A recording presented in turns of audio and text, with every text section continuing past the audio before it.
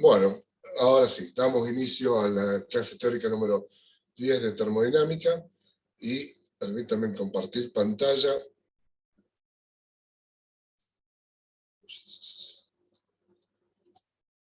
Y vamos a hacer un breve repaso de las cosas que vimos en la última teórica. Si ustedes recuerdan, habíamos definido las distintas máquinas térmicas que se podían dar en esta situación, ¿sí? Aquí teníamos lo que nosotros dimos en llamar la máquina térmica propiamente dicha, es decir, a partir de una fuente caliente, ¿sí? O sea, de un sistema que solamente podía intercambiar calor, ¿sí? Lo que nosotros buscábamos que es a partir de un flujo de energía en forma de calor, obtener la mayor cantidad de trabajo posible. Para ello teníamos tres subsistemas. Una fuente caliente, que es un sistema que solamente intercambia calor, que es la que nos proveía de una corriente energética en forma de calor. Un subsistema que es una fuente de trabajo reversible, que es un subsistema que tiene la propiedad de solamente intercambiar trabajo, ya que lo habíamos definido como un sistema que tenía paredes que eran rígidas, en el caso de la fuente de trabajo reversible era adiabático, pared móvil e impermeable. Y teníamos también una fuente fría, que al igual que la fuente caliente, era un subsistema cuya condición de paredes, digamos, o de límites, permitía solamente intercambiar energía en forma de calor, ya que su pared era diatérmica, rígida e impermeable. Bajo estas condiciones, nosotros, a partir de una salida de energía en forma de calor, ¿sí? Obteníamos, gracias a este punto por ahora mágico, redondito que vemos acá, obteníamos una determinada cantidad de trabajo y para ello nos veíamos obligados a derivar parte del calor que salía de la fuente caliente a una fuente fría. ¿Por qué era este motivo? Era simplemente porque el segundo principio no me permitía solamente a partir de una corriente transformarla totalmente en trabajo, al calor transformarlo totalmente en trabajo, porque si no estábamos en presencia de una máquina que tenía una variación de entropía total menor que cero. Entonces, para ello teníamos que derivar parte del calor que salía de la fuente caliente hacia una fuente fría, de tal manera de que la variación de entropía de este subsistema, que era positivo porque estaba recibiendo calor, podía compensar hasta el caso límite, por decirlo así, en donde lográbamos que la variación de entropía total de la máquina térmica sea igual a cero. ¿Sí? En esa situación, nosotros concluíamos de que el trabajo que se podía obtener bajo esas condiciones de temperatura de la fuente caliente y de la fuente fría, el trabajo que obteníamos era máximo. ¿Está? Para resolver este tipo de situación, planteamos siempre dos ecuaciones. Un balance de energía, ¿sí? Entre las corrientes energéticas que se ponían en juego dentro de los subsistemas, y decíamos que el calor que sale de la fuente caliente, más el calor que intercambia con la fuente fría, más el trabajo, tenía que ser igual a cero. ¿Sí? Acá cada uno de los términos que componen esta ecuación conllevaba su propio signo, digamos, ¿no? Ya que era una suma algebraica. Después planteábamos la segunda ecuación, que era la condición de reversibilidad. Es decir, esta segunda ecuación lo que me garantizaba es que la máquina operaba en forma reversible. ¿Sí? Al hacerlo en forma reversible, nosotros nos asegurábamos que la cantidad que se podía obtener bajo esas condiciones de temperaturas dadas de la fuente caliente y la fuente fría, ese trabajo que podíamos tener era máximo. ¿Sí? Y ahora lo vamos a volver a rever un poquitito al tema de por qué decimos que es máximo, ¿no? Bien, resolviendo estas dos ecuaciones, a nosotros nos interesaba saber cuál era la eficiencia de la máquina térmica, esto que está acá abajo, ¿sí? En donde definíamos la eficiencia, lo que yo quiero obtener a partir de lo que entregamos. En este caso, ¿qué es lo que nosotros pretendemos obtener? Una X cantidad de trabajo, que sea máximo, en este caso, al ponerle que la máquina sea reversible. Y ese trabajo, ¿a partir de quién lo obteníamos? De la corriente de energía en forma de calor que sacaba la fuente caliente. Entonces definíamos esa eficiencia como el trabajo que se obtiene a partir del calor que se entrega. ¿Sí? Aparecía este signo menos, puesto que la corriente de trabajo y la corriente de calor QC tenían sentidos distintos. Al tener sentidos distintos, o sea, uno sale de la fuente caliente y el otro entra a la fuente de trabajo reversible, debíamos poner ese signo menos adelante para asegurarnos que esa eficiencia de positivo, que sea un número positivo. ¿Sí? Resolviendo entonces estas dos ecuaciones, para intentar llegar a esta ecuación de dW sobre dQc, ¿sí? Hacíamos lo siguiente: reemplazábamos la variación de entropía de la fuente caliente por su definición, que es el diferencial de QC sobre TC, y hacíamos lo mismo con la variación de entropía de la fuente fría, que era el diferencial de QF sobre TF, con el signo menos que surge de pasar esto al otro miembro, y llegábamos a que dQF era igual a menos T frío sobre T caliente por la variación de QC. Si reemplazamos eso en la ecuación del balance de energía, sacábamos factor común y reacomodamos la variable, llegábamos a que menos dW sobre dQc era 1 menos T frío sobre T caliente. Y eso era lo que habíamos encontrado como la expresión de la eficiencia de la máquina térmica propiamente dicha. ¿Sí? ¿Por qué decimos máquina térmica propiamente dicha? Porque así expresado como esto es una máquina térmica. En general, la bomba de calor y el refrigerador, que lo vamos a ver, lo vamos a repasar ahora, todo ello son un conjunto de máquinas térmicas. La que llamamos máquina térmica propiamente dicha era aquella que a partir del flujo de calor obteníamos una cierta cantidad de trabajo. Bien, de igual manera aparecía en la bomba de calor, en donde lo que buscábamos, a ver, estoy mirando el chat, me dice, profe, ¿y la máquina termodinámica cuál sería? La máquina termodinámica y la máquina térmica es lo mismo, ¿eh? Son sinónimos. ¿Sí?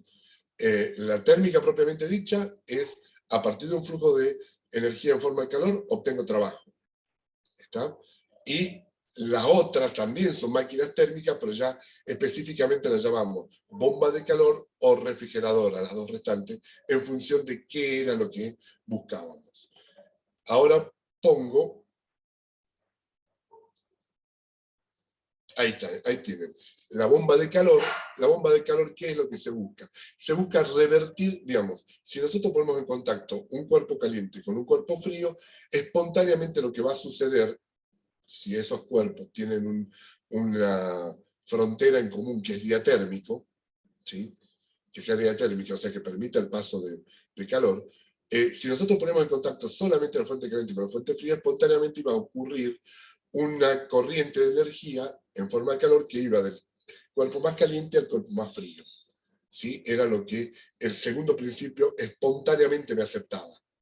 ¿Sí? Ya que una máquina en estas condiciones, sin que intervenga el trabajo, era claramente irreversible. O sea, perfectamente posible, pero altamente irreversible.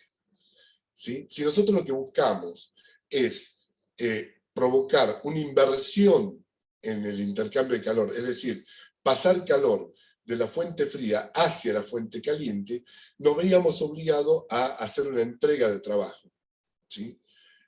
Para poder revertir, porque justamente es el proceso contrario al que es espontáneo. ¿Está?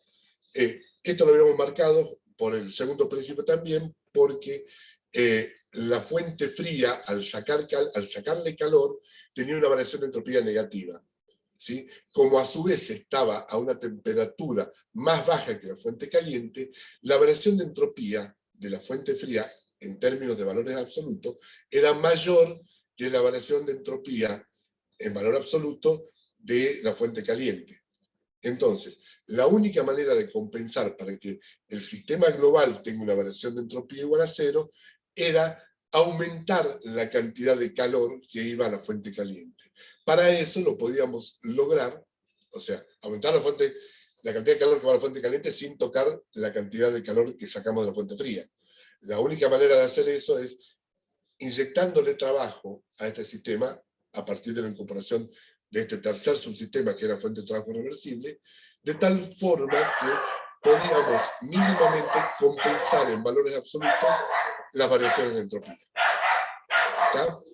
En el caso específico de una bomba de calor, ¿qué es lo que nos interesa a nosotros? En el caso de la bomba de calor, nuestro objetivo es calentar el cuerpo que está más caliente. ¿Sí? Entonces, la definición del coeficiente de performance de una bomba de calor era calor, lo pongo acá, esto que está acá abajo, era el calor QC, que es lo que me interesa, estoy calentando el más caliente, y para lograr eso tenía que entregar trabajo.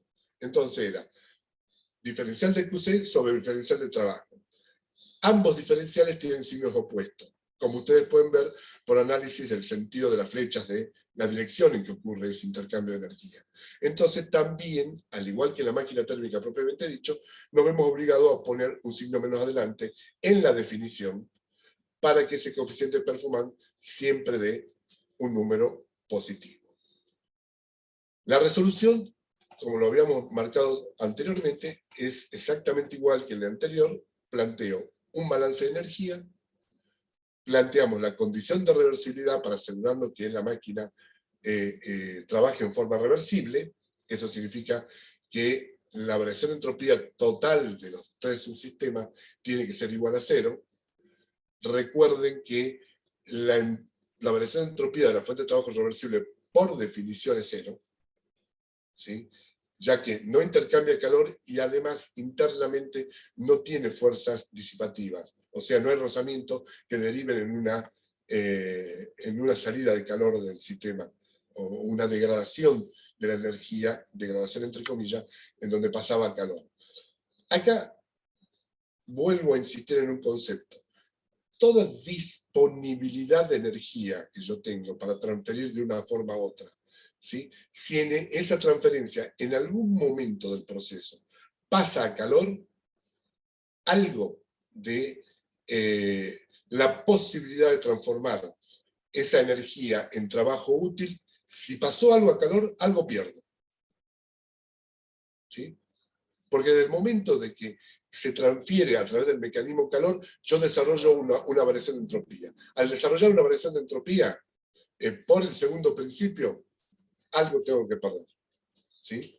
El ejemplo más claro estaba dado acá, en la máquina térmica, en donde yo no podía transformar todo el QC en trabajo porque no me lo permitía la variación, el cálculo de variación de entropía total del sistema. Tenía que derivar parte de ese calor hacia una fuente fría para compensar las variaciones de entropía. Ese es un concepto que sería muy importante que ustedes lo aprendan bien, ¿sí? Entonces, por eso muchas veces si hay yo tengo una degradación, entre comillas, de la energía, y al hablar de degradación significa de que no puedo volver a recuperar toda esa energía en forma de trabajo. ¿Está? Bueno, volvemos de vuelta a la bomba de calor y fíjense de que de vuelta la resolución es de la misma forma que anterior. Yo reemplazo cada una de las variaciones de entropía por su definición, ¿sí? Eso es lo que estoy haciendo aquí. Despejo de ahí de QF. ¿Por qué despejo de QF? Porque de QF no me aparece en la definición del coeficiente performance, me aparece de QC. Entonces, al despejar de QF, ponerlo en función de DQC y reemplazarlo en la ecuación del balance de energía, ya me desaparece de DQF y tengo solamente DW y DQC. Nuevamente, saco factor común y reacomodo variables, y tengo que la relación entre DQC y DW con un signo menos adelante era igual a la temperatura de la fuente caliente sobre la temperatura de la fuente caliente menos la temperatura de la fuente fría. Bien, eso me daba lo que dimos de llamar el coeficiente performante de la bomba de calor. ¿Está? Y el caso del refrigerador, la situación es similar, muy similar a la bomba de calor, con la diferencia de que acá cambia mi objetivo. O sea, una bomba de calor y un refrigerador son iguales. Físicamente es el mismo sistema, compuesto por los tres subsistemas: fuente fría, fuente caliente y fuente de trabajo reversible, con los mismos sentidos de las corrientes energéticas que se intercambian. Lo único que cambia es que yo ahora, en vez de calentar el más caliente, como quería la bomba de calor, voy a enfriar el que está más frío.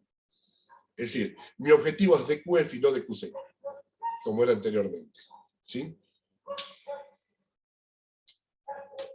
Eso me lleva a plantear que el coeficiente performante del refrigerador, esto que tengo acá abajo, ¿sí?, es DQF sobre DW. ¿Qué es lo que yo busco? Como tanto DQF y DW tienen el mismo sentido, ¿sí?, no me veo obligado a poner un signo menos como en el caso anterior, porque así como está planteado, ese coeficiente de performance va a ser mayor que 0. Bien. Hacemos el mismo procedimiento. Ahora fíjense que despejo DQC porque es el que no me aparece en la ecuación del coeficiente performance, ¿está? Y lo reemplazo en el balance de energía. Saco factor común, reacomodo variable y llego a la conclusión que DQF sobre DW es TF sobre TC menos TF. ¿Está? Acá lo que a mí me está interesando es, de vuelta, pongo el foco en QF y no en QC. Es mi objetivo, enfriar el más frío. Esto es una heladera, esto es un aire acondicionado funcionando en modo frío. En el caso de la bomba a calor, el ejemplo más directo es un aire acondicionado funcionando en modo calor. ¿Está? Entonces, y el ejemplo más claro de esto, de que una bomba de calor y un refrigerador físicamente son los mismos, era justamente el aire acondicionado. Yo le había comentado, le había hecho la pregunta: si yo tengo un aire acondicionado que funciona solamente en modo frío y lo quiero usar para calentar la habitación en vez de enfriarlo, ¿qué deberíamos hacer? Deberíamos instalarlo al revés, ¿sí? Debíamos poner el radiador, que normalmente está afuera, que va a la atmósfera, ponerlo del lado de adentro, ¿sí? Ya que si ustedes separan del lado de afuera de un aire acondicionado, tira aire caliente. ¿Está? Bien. A ver, acá en el chat Alejandra pregunta: ¿por qué el balance de energía de U es igual a 0? Porque fíjense de que cuando yo hago el balance de energía, ¿cuáles son las corrientes energéticas que intervienen entre los tres subsistemas? DQC, DQF y DW. No hay otra corriente más que se esté intercambiando. Si yo quiero, me paro en el punto rojo este del medio y digo: perfecto, ¿qué le entra al punto rojo? En este caso en particular, le entra DQF y DW. ¿Y qué sale? DQC.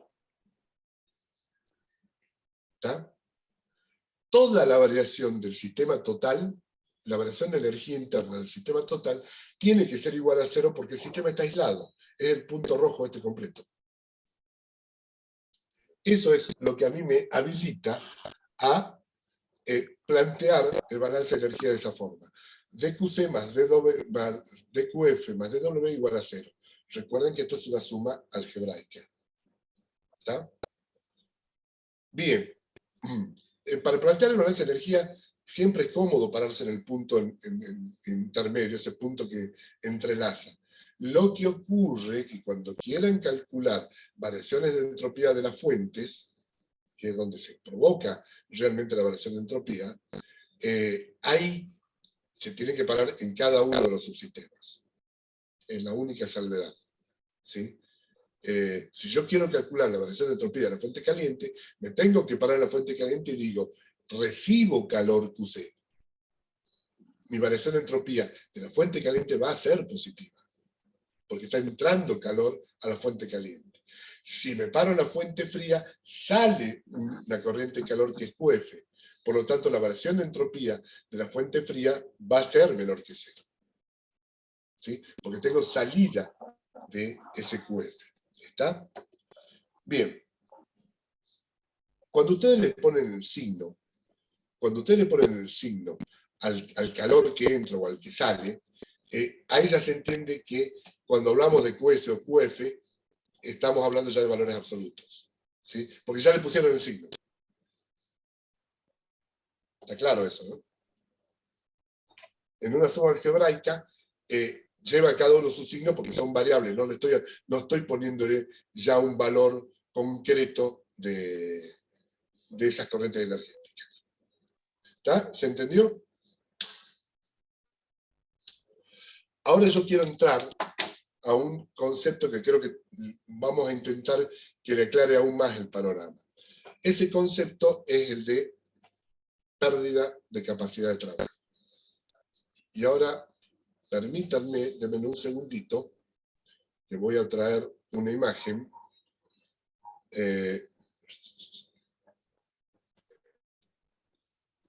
A ver.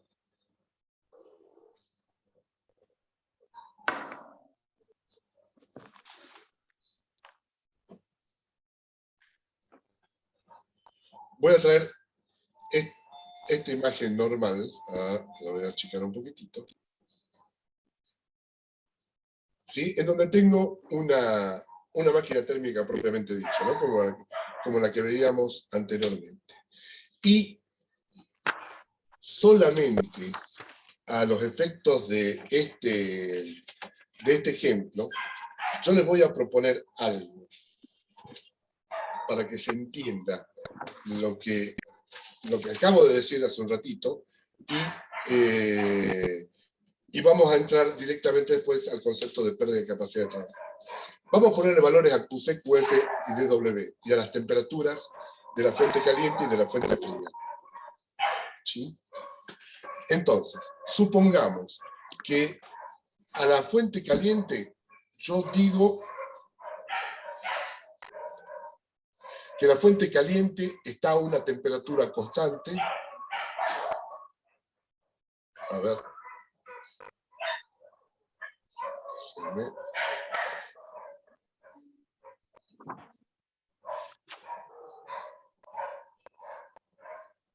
Me parece un círculo. Esto que me aparece es una actualización del programa que evidentemente me está interfiriendo. Ahí está. Bueno, a ver. Supongamos que esto está a 250 grados Kelvin. La fuente fría la voy a suponer que está a 200 grados Kelvin. Ay, qué feo que me sale el Kelvin ese.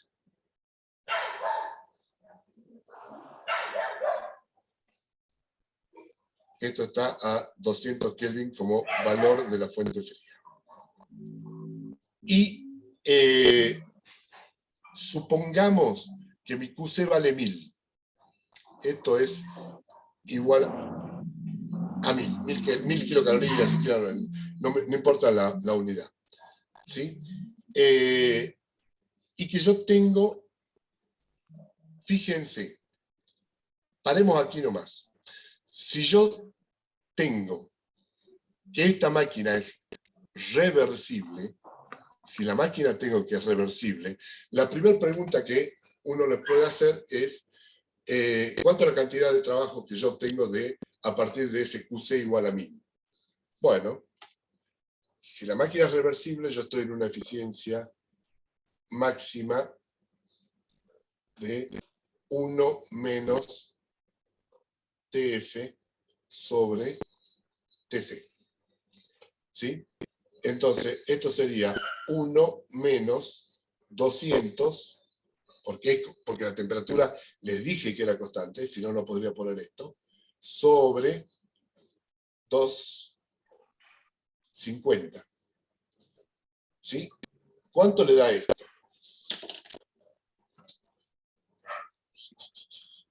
Si alguien tiene una calculadora rápida, si no lo hago yo acá. Un quinto, 200. profe. ¿Cuánto? Un quinto.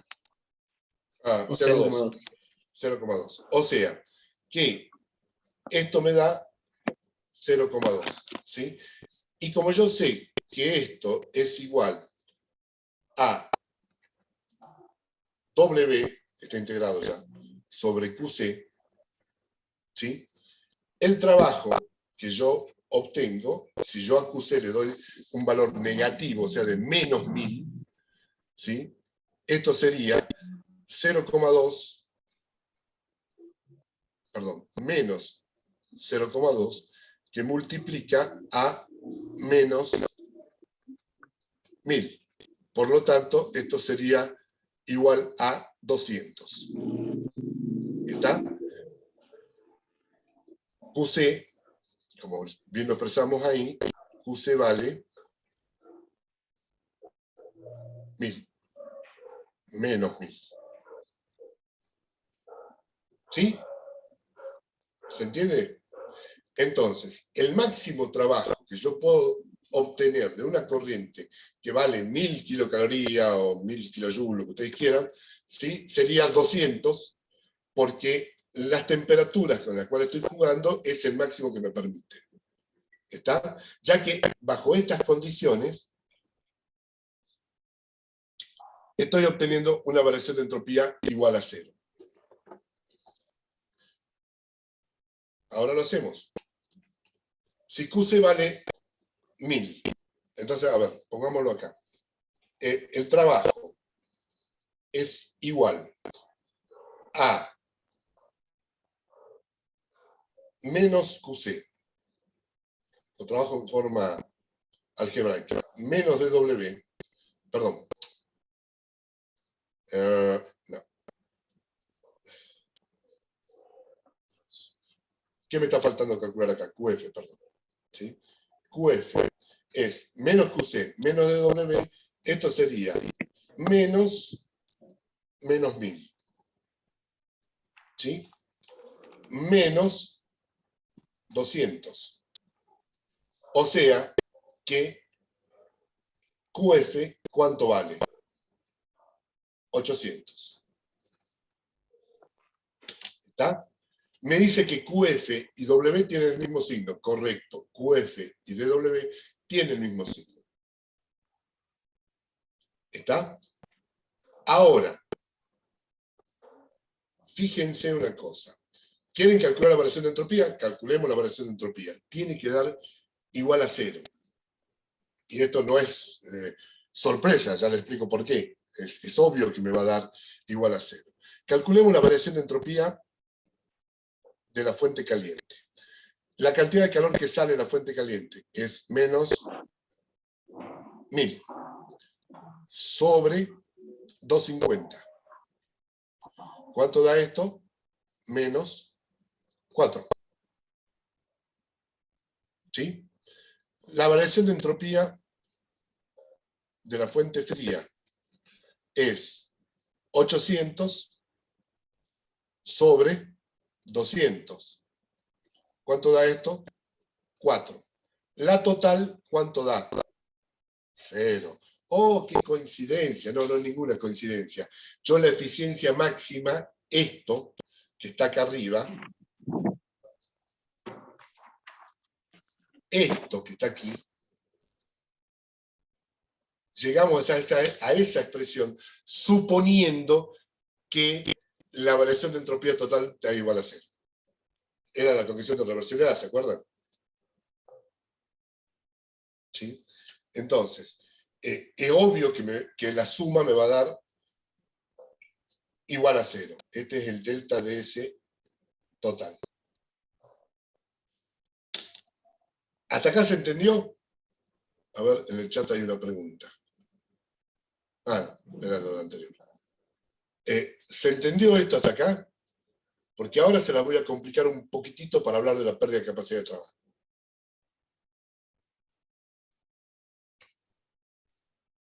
Miren lo que acabo de hacer, rechequeen y díganme si está claro o no.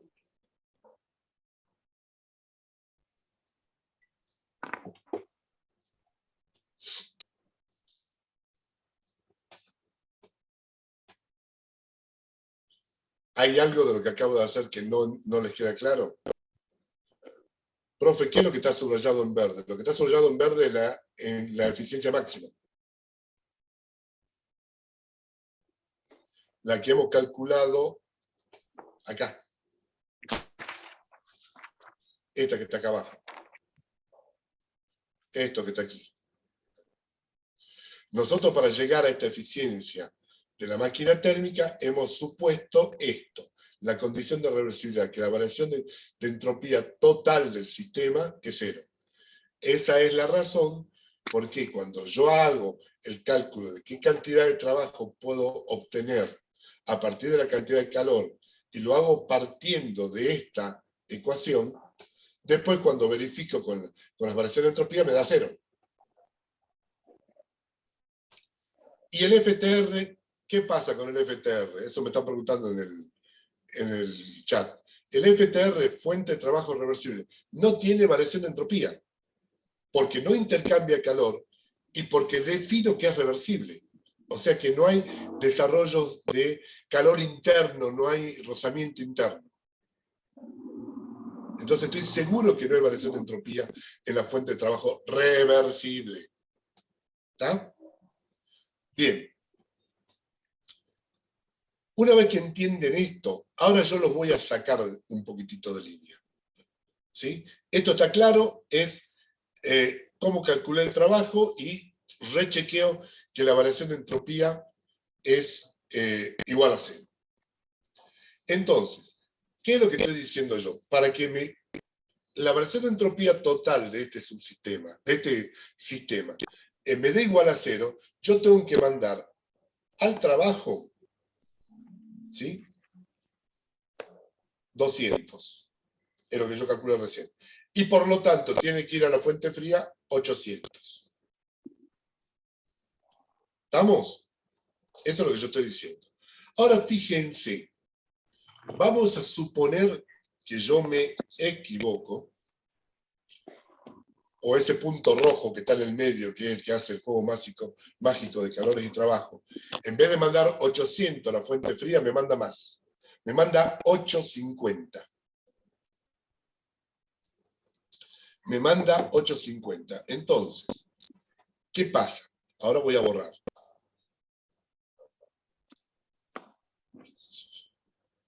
A ver, voy a borrar todo. No, no era ese todo que quería borrar. Voy a borrar mis anotaciones. Ahí está. No. Sí, quedó borrado. Hola, Oscar, buenas noches. Buenas noches. Es como cuando yo le borro el pizarrón en clase, así que no, vean acá. No me iba a perder esta broma. Totalmente. Bueno, ahora, ¿qué vamos a suponer? Que acá yo sigo teniendo los 1000, pero en vez de mandar a la fuente fría 800, como era hace un rato, mando un poco más. Y digo, el QF vale 850.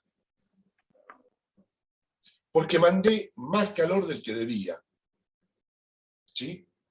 Porque, dicho de otra manera, si yo mando solamente 800, lo que logro es estar en el punto justo de compensación de variaciones de entropía.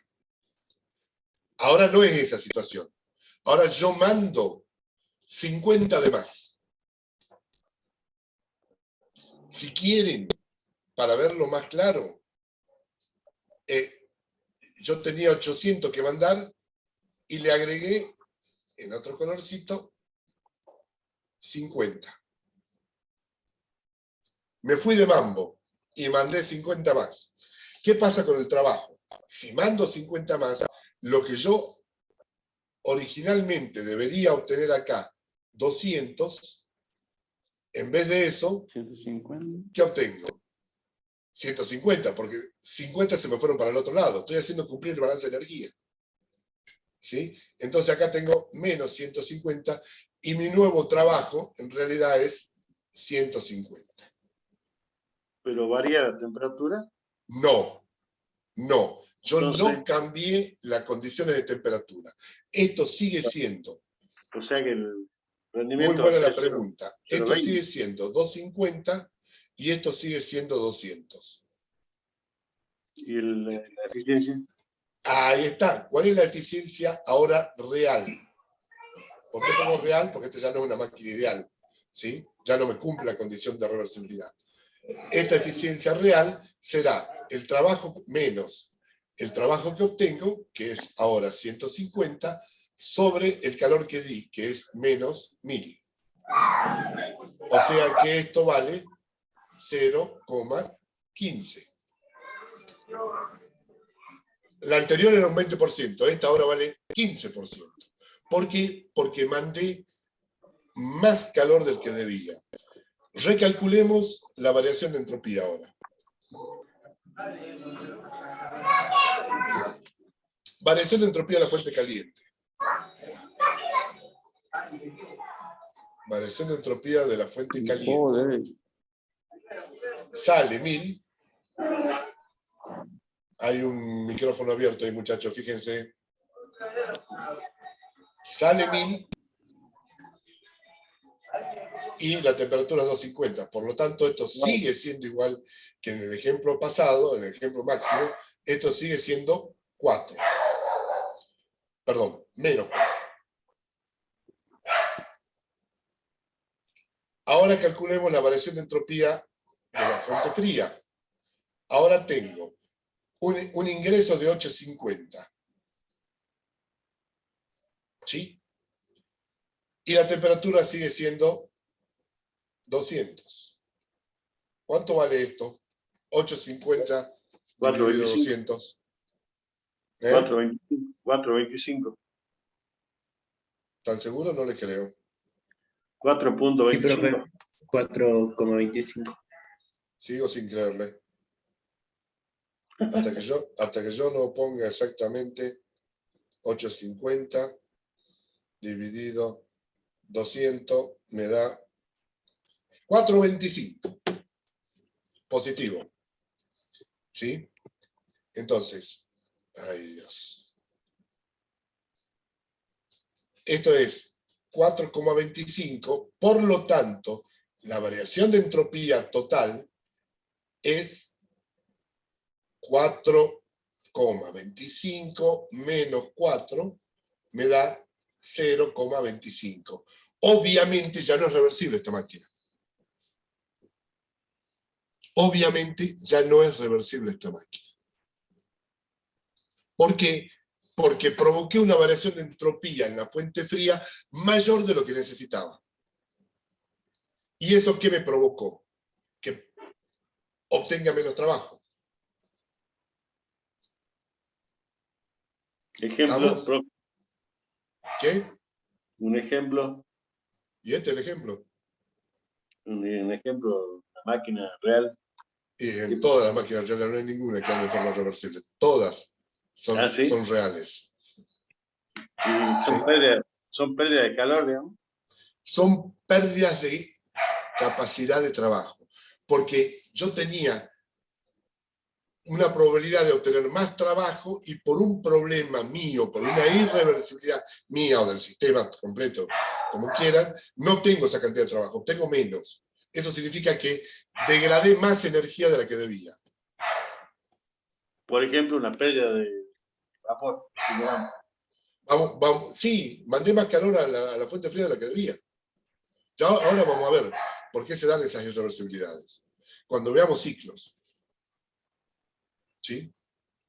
Ahora, si definimos la pérdida de capacidad de trabajo con la letra L, ¿sí? Como el trabajo máximo menos el trabajo real, en este caso, ¿qué sería? Esto siempre va en valor absoluto, ¿no? La diferencia va en valor absoluto. El trabajo máximo, ¿cuánto era el que yo había obtenido anteriormente? 200, lo tengo aquí. ¿Sí? Esto sería 200. ¿Cuál es el trabajo real que tengo? 150. ¿Sí? Hay un valor de 50 de pérdida de capacidad de trabajo. Eso significa eso significa que yo perdí la posibilidad de producir o de obtener 50 kilocalorías o kilojoules, lo que sea, en esta máquina debido a mi irreversibilidad.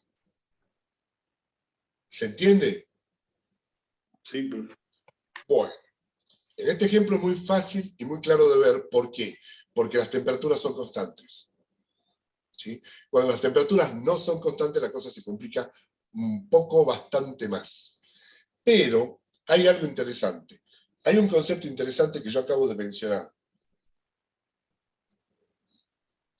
Yo pierdo capacidad de realizar trabajo porque mi sistema global tiene una irreversibilidad. O sea que yo puedo relacionar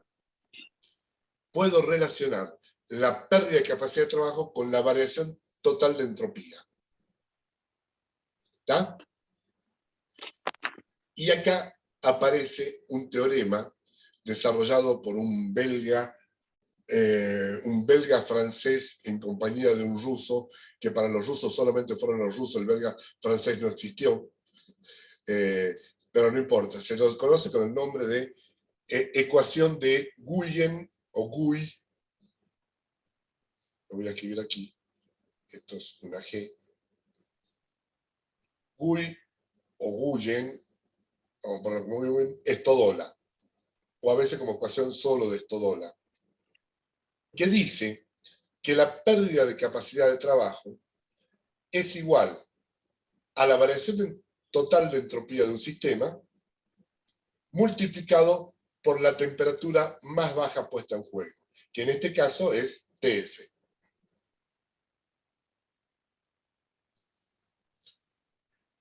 En este ejemplo que acabo de dar es muy, pero muy sencillo, y yo lo hago solamente a los efectos que usted lo visualice. ¿Sí? A ver, ese calor adicional que yo entregué, esos 50 adicionales que yo entregué en este ejemplo a la fuente fría, ¿a dónde fue a parar? A la fuente fría. En realidad no es que uno, porque quiere, entrega más a la fuente fría, sino que por motivo de mi círculo mágico rojo ese, por lo que sea, yo degrado energía, paso a desarrollar el calor. Ese calor, al generarse, ¿a dónde va? Al lugar donde está la temperatura más baja puesta en juego. Va a parar ahí. ¿Está? Entonces, si yo multiplico esa temperatura por la variación de entropía total del sistema, debería obtener la pérdida de capacidad de trabajo. Bueno, lo chequemos en este ejemplo sencillo. L, TF, ¿cuál es la temperatura más baja puesta en juego? La de la fuente fría. ¿Cuánto vale? 200. ¿Cuánto vale la variación de entropía total del sistema? 0,25, en la que hemos calculado recién. Si multiplico 0,25 por 200, ¿cuánto me da? 50. Oh, caramba, igual que esto, ¿no?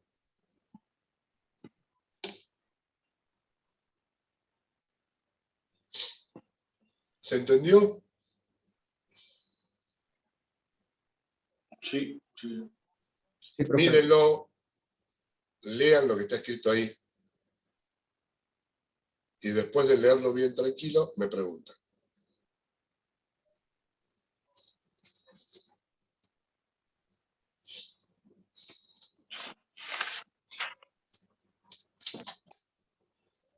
Profe, y en el caso que la temperatura no sea constante, ¿se puede usar el mismo teorema? ¿O ya Sí, no? se puede usar el mismo teorema. En realidad sí se puede usar el mismo teorema. No es tan fácil de visualizar.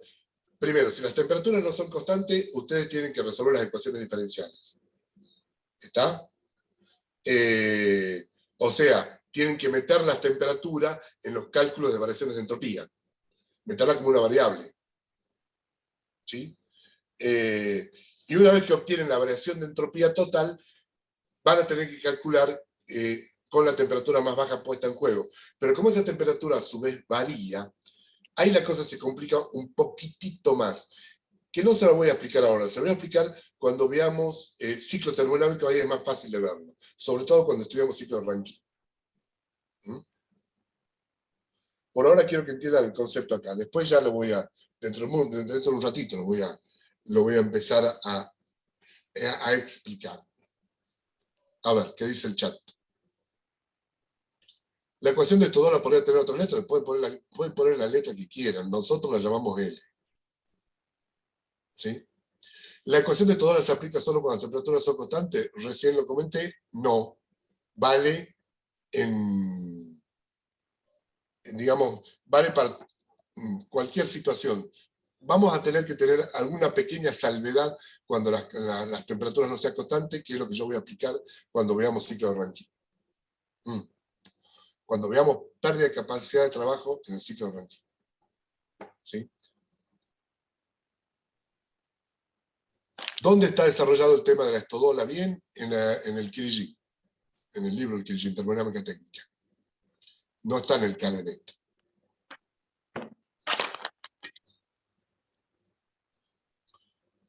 Bueno.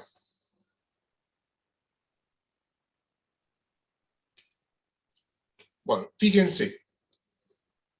Hasta acá quedamos. Quiero que se queden con este concepto de pérdida de capacidad de trabajo. ¿Sí? Hago un pequeño paréntesis. La termodinámica clásica acá, en vez de hablar en muchos casos de pérdida de capacidad de trabajo, define el concepto de exergía. El concepto de exergía, que ustedes lo van a encontrar en muchos libros de termodinámica clásica, está desarrollado como un intento de individualizar en cada corriente energética cuál es la corriente de energía útil que tiene. Nosotros, en este curso de termodinámica, hemos optado por no hablar del concepto de exergía, porque el problema que tiene la exergía es que al venir derivada de un concepto de trabajo, la exergía no es una función de estado. ¿Sí? Entonces, por ahí se complica un poco el tema del análisis exergético. Si bien muchos autores de la termodinámica clásica lo usan, nosotros preferimos esto, que es mucho más consistente. ¿Está? Bueno.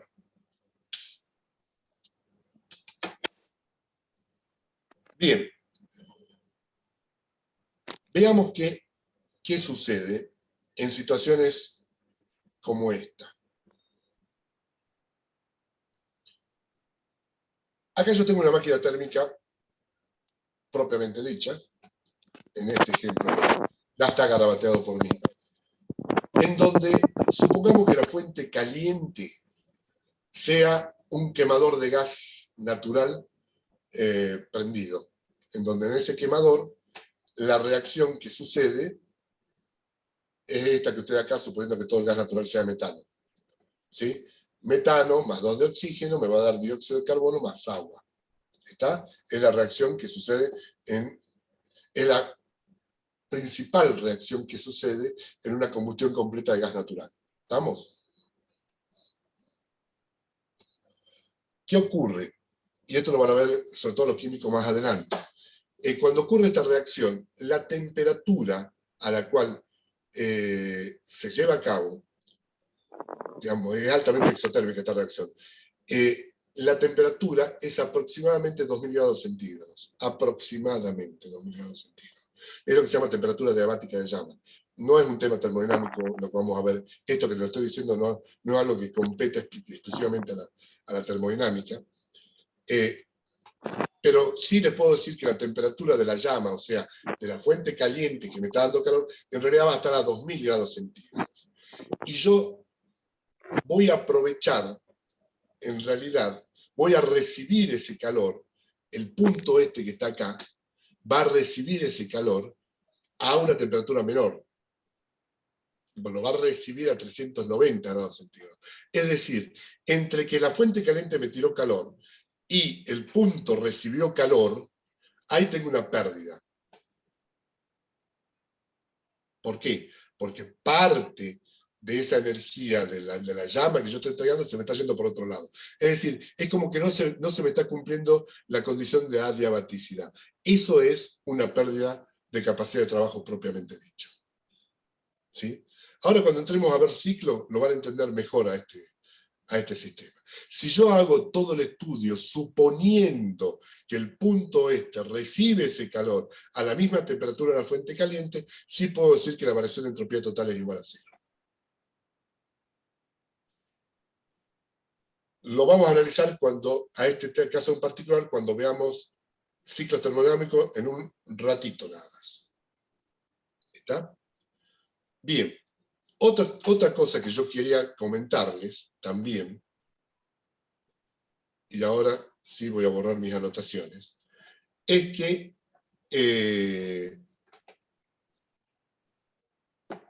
es muy importante qué pasa cuando yo tengo variaciones de temperatura. Cuando yo tengo variaciones de temperatura, supongamos que la fuente caliente lo que me hace no se mantiene constante, sino tengo una temperatura caliente inicial y a raíz del proceso va a terminar en una temperatura de la fuente caliente final, que no son las mismas. Se va enfriando la fuente caliente. Supongamos que tenga esa situación. ¿Sí? Entonces, yo voy a... Y dejemos la fuente fría como constante. ¿Sí? Dejemos la temperatura de la fuente fría como si fuese constante, que también puede variar, pero solamente a los efectos de hacer este análisis la vamos a dejar constante. Entonces, ¿qué va a pasar con la eficiencia de esta máquina térmica? La eficiencia de la máquina térmica, si nosotros recordamos, es 1 menos TF sobre TC, ¿sí? Y si TC varía, si TC está variando, como yo le acabo de poner el ejemplo, ¿cuál es la real eficiencia de la máquina? ¿Sí? Porque yo voy a arrancar con una eficiencia que sería la máxima en este caso. La eficiencia máxima inicial sería 1 menos TF sobre TC inicial. Esa es la máxima que voy a tener. ¿Por qué? Porque el CTC va a ser el más alto que tengo, es el inicial. Y voy a terminar con una eficiencia que va a ser la mínima, que va a ser igual a 1 menos TF, que se mantiene constante, sobre el TC final, que es más chico que el TC inicial. ¿Está? Por lo tanto, voy a arrancar con una eficiencia que a medida que vaya transcurriendo el proceso y la fuente caliente se me vaya enfriando, va a ir cambiando esa eficiencia. ¿Sí? Entonces acá aparece el concepto de eficiencia media. Eficiencia media. Que no es, claramente, no es calculo la máxima, calculo la mínima, la sumo y la divido por 2. No, no es un promedio aritmético de las eficiencias. Acá hacemos un paréntesis y pongo el ejemplo para que ustedes lo visualicen más claramente. Es un ejemplo que yo siempre uso muy a menudo porque es muy fácil de entender. Yo me voy de acá a Salta en auto, ¿sí?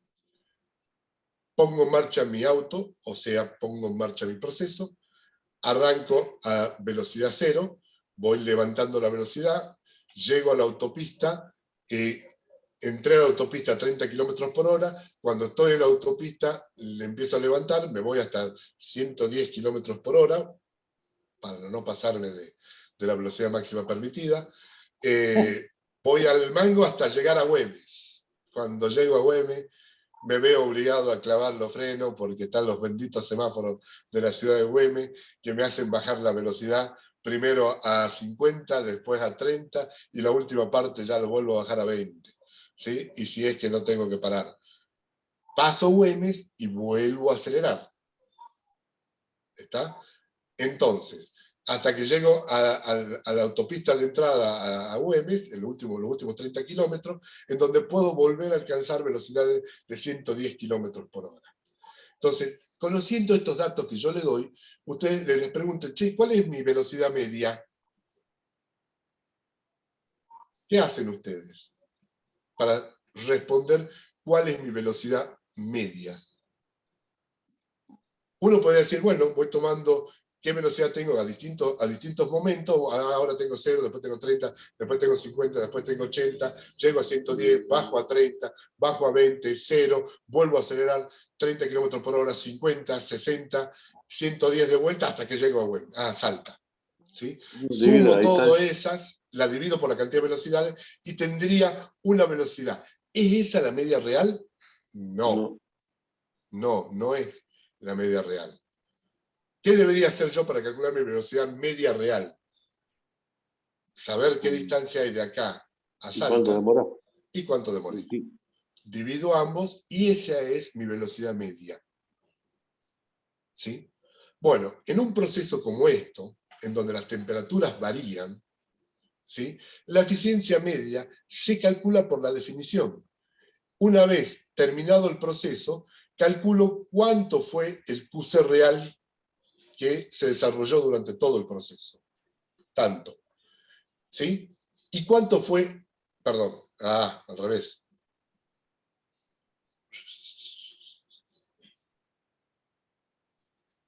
¿Cuánto fue el QC real que se desarrolló durante todo el proceso? Vale, el denominador. ¿Sí? Ese QC es negativo. ¿Y cuánto fue el trabajo que yo obtuve a lo largo de todo el proceso? Cuando fue cambiando las velocidades, las temperaturas. Entonces digo, ese es el trabajo total que yo desarrollé durante todo el proceso. El cociente de ambos, cada uno con su signo menos, me da lo que es la eficiencia media. No voy a hacer uso de las temperaturas para ese cálculo. ¿Por qué no? Porque en el cálculo del QC yo ya tuve en cuenta la variación de temperatura.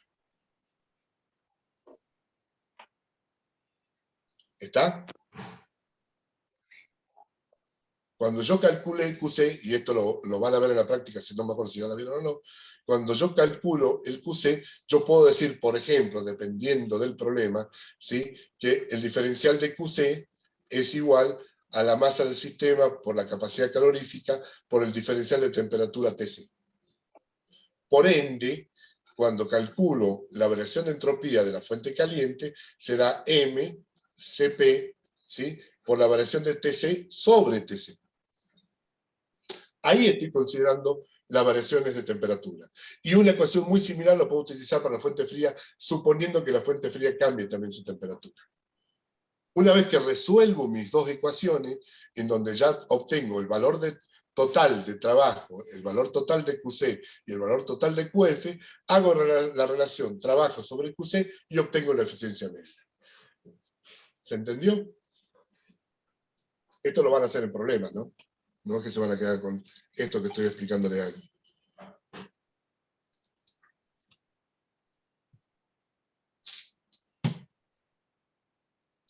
Profe, ¿puede explicar lo último? ¿Qué es lo último? El análisis de QC y diferencial de entropía. Bien, si yo tengo variaciones de entropía, variaciones de temperatura en la fuente caliente y en la fuente fría, tengo que tener, de alguna forma, la funcionalidad entre ese calor. Tengo que saber que QC es una función de la temperatura, ya que las temperaturas están variando. ¿Sí? Una funcionalidad muy común, depende de qué problema le estén dando, es esta, justamente, que dQC es MCP de TC. ¿Sí? Si yo quiero saber, supongamos que la fuente caliente sea 1 litro de agua hirviendo, agua líquida o agua a 100 grados. ¿Sí? Si yo le saco calor, ¿cómo calculo la cantidad de calor que le saco cuando el agua de 100 grados centígrados pasa a 20 grados centígrados? La masa, 1 kilo, el CP del agua por el diferencial de temperatura entre la temperatura final y la temperatura inicial. ¿Está? Eso es una funcionalidad. Eso que yo pongo aquí, esto que yo pongo aquí, es esta función. ¿Sí? Y si quiero calcular la variación de entropía, meto esta ecuación diferencial dentro de la definición de entropía y ya contemplo cuál es la variación de entropía con esas temperaturas variando. Lo mismo, si fuese el caso de que la fuente fría varíe su temperatura. Si la fuente fría varía su temperatura, también tengo que hacer esto para calcular QF y calcular la variación de entropía de QF, y ese conjunto de esas dos ecuaciones metidas en el balance de energía me va a permitir saber cuál es el trabajo desarrollado. Una vez que tengo el trabajo desarrollado, lo divido por el QC y saco la media. Y esto responde a la pregunta que me está haciendo Gastón Mendoza en el chat, que dice, ¿QF no está incluida en la eficiencia media? Indirectamente sí está incluida, porque recuerden que entre W, QC y QF hay una relación muy clara que es el balance de energía. Solamente voy a tomar el valor de W de QC por definición, pero para yo haber obtenido el trabajo y haber obtenido QC tuve que haber calculado QF. ¿Se entiende? Entonces, solución a todo este despiole para ustedes, no se hagan problemas. No se hagan grandes dramas con todo esto que les estoy explicando. Simplemente, si ustedes tienen un problema en donde varían las temperaturas, resuelvan las dos ecuaciones, la energética y la condición de reversibilidad, y calculen cuánto vale el calor, cuánto vale el trabajo QC y cuánto vale el calor QC, el trabajo y cuánto vale QF, y de ahí ya calculan la eficiencia media. En el momento que vayan a calcular cuánto vale QC, ahí se van a dar que tienen que meter las variaciones de temperatura, porque necesito tener esa funcionalidad entre los calores y la temperatura, llegado el caso. Es muy difícil que yo le diga, puede ocurrir dependiendo de los datos que tenga, pero le digo, che, QC vale 1000, pero las temperaturas varían entre tanto y tanto. ¿Sí? Ahí van a tener que, si les doy eso es para que ustedes calculen cuánto vale SP, por ejemplo, o MSP. Hagan problemas y esto les va a quedar claramente resuelto. Bueno, vamos a ver, esto está, antes de ver ciclo de fuerza-potencia, que ya vamos a entrar en un ratito, yo quiero entrar en el concepto de ciclo termodinámico. ¿Qué es ese punto mágico, por llamarlo de alguna forma, que distribuye calores y trabajo? Bueno, fíjense, y acá no voy a dar ningún concepto nuevo, sino que veamos un sistema. Voy a hacer un grafiquito acá.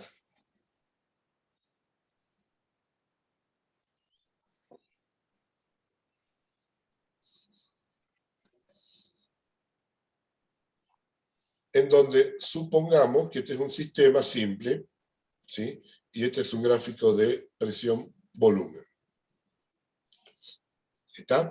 Y acá adentro yo tengo un sistema que pasa de un punto, voy a cambiar de color, un punto 1 a un punto 2 cualquiera. ¿Sí? Voy del punto 1 al punto 2. El camino que elijo puede ser cualquier cosa. Me voy por este camino. Del punto 1 al punto 2. Un sistema cerrado, un sistema simple. ¿Sí?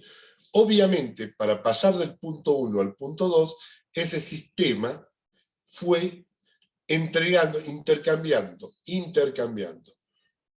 calor, que lo vamos a llamar calor 1-2, ¿sí? Que puede estar entrando o saliendo. Y puede intercambiar trabajo 1-2, que puede estar entrando o saliendo.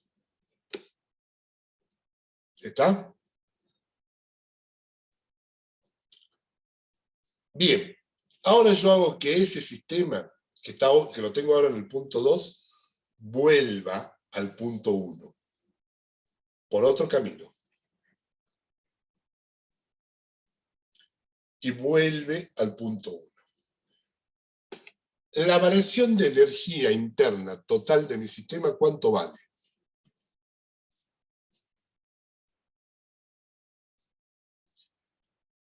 Aprieten la barra espaciadora y digan cuánto vale.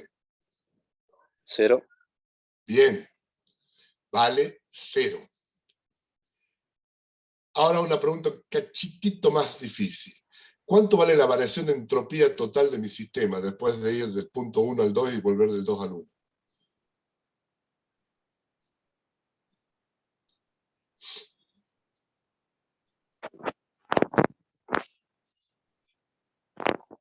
¿Cuánto vale? Vale el doble, No. ¿no? Entonces, ahí no se equivoque. En esa la tienen que tener bien clara. ¿Vale 0, profe? Vale 0 porque la entropía también es una función de estado. ¿Sí? El trabajo también vale 0, ¿Por qué?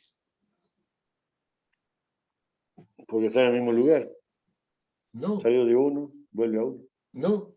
Porque justamente trabajo y calor son funciones que no son funciones de estado.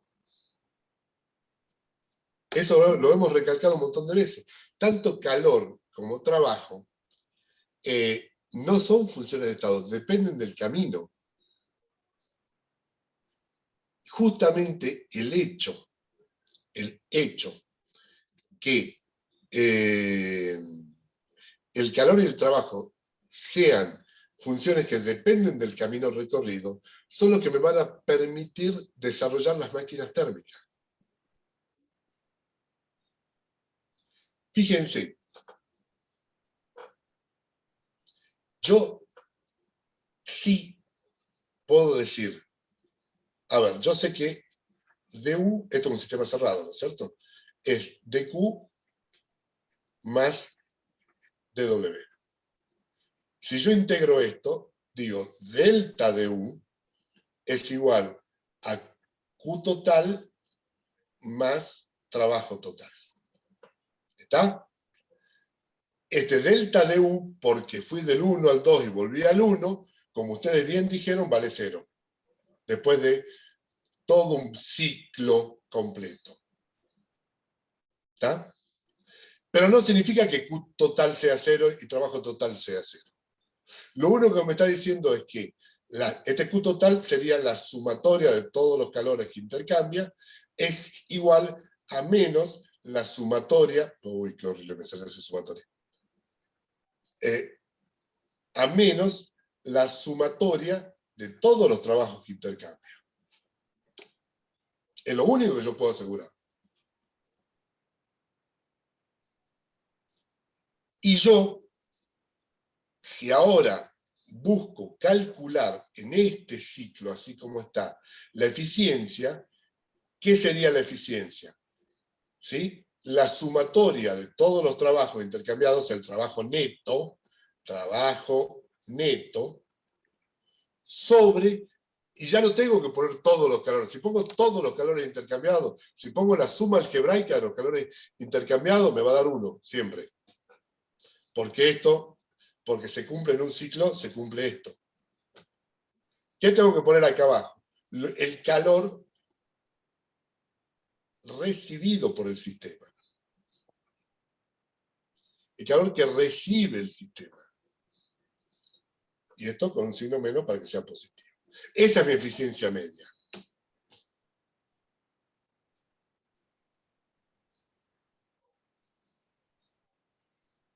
Porque en esta sumatoria de calores intercambiados, ¿qué tengo yo?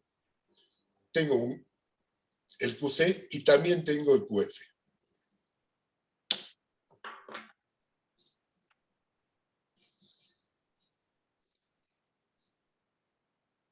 Los desorienté un poco, ¿no? ¿Cómo para el último, profe? Claro que en la sumatoria de los calores, a ver, todo trabajo que intercambia va a parar a la fuente de trabajo reversible.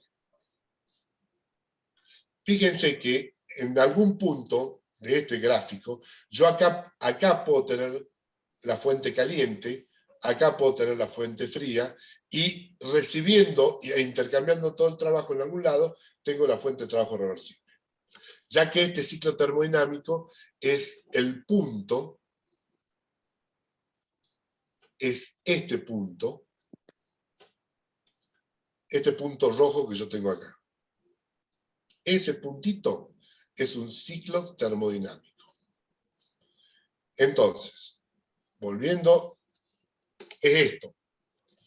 Es un sistema que a medida que va evolucionando, cumpliendo un ciclo, o sea que vuelve al punto de partida, como lo hace por caminos diferentes, intercambia diferentes calores y diferentes trabajos.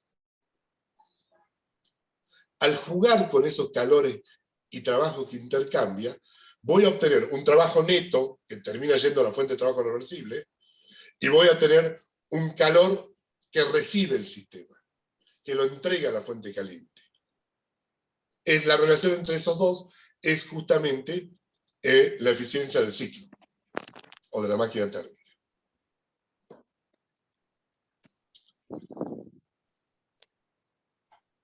Avancemos. Veamos los ciclos de fuerza, un ciclo de fuerza o un ciclo de potencia. ¿A qué se llama ciclo de fuerza y ciclo de potencia? Son los ciclos que a partir de una corriente de calor me entregan trabajo, ¿sí? Dan trabajo. Es la máquina térmica propiamente dicha. Hay un ciclo, este, es el ciclo termodinámico por excelencia, el ciclo ideal, el sumum de los ciclos. Este ciclo es Dios. Se llama ciclo de Carnot. ¿Sí? Es el Maradona de los ciclos termodinámicos. ¿Por qué? Le adelanto algo. Si mi máquina térmica, esta, es reversible, o sea que cumple con esta condición, si cumple con esta condición que está aquí, sin lugar a equivocarme, yo digo que el punto mágico que está en el medio, si cumple con esto, yo digo que este puntito, este ciclo termodinámico que está en este puntito es un ciclo Carnot. No hay otro ciclo que me cumpla esta condición. Cualquier otro ciclo termodinámico que yo meta que no sea de Carnot, voy a tener reversibilidades. Irreversibilidades, perdón. Voy a tener irreversibilidades. Solamente el ciclo de Carnot me va a garantizar que mi máquina térmica propiamente dicha sea reversible. Profe, es un ciclo ideal, ¿no? Todos los ciclos son ideales. No, Pero, no o sea, todos los ciclos son ideales. A ver, digamos que es una guía. es mi objetivo. Todo lo vamos a comparar contra el ciclo de Carnot. Ahora lo vamos a estudiar.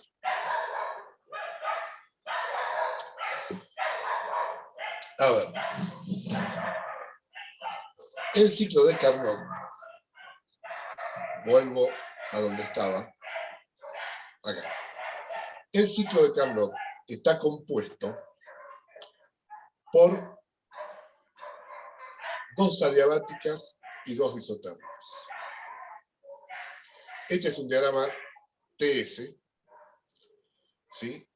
En donde el ciclo va del 1 al 2 en una adiabática, ¿sí? Es una compresión adiabática, del 2 al 3 es una isoterma, del 3 al 4 es una expansión isotérmica, y del 4 a 1 es una compresión,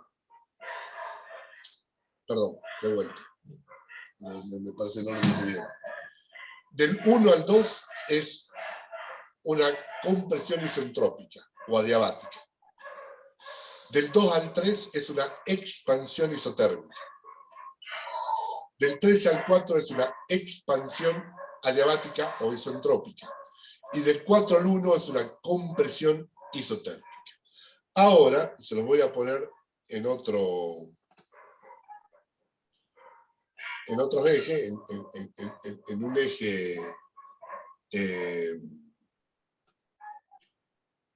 un eje PB,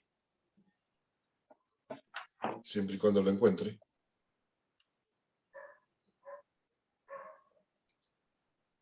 Juro que lo tenía. A ver, este es un TS. Bueno, voy a cambiar mi TS por eso.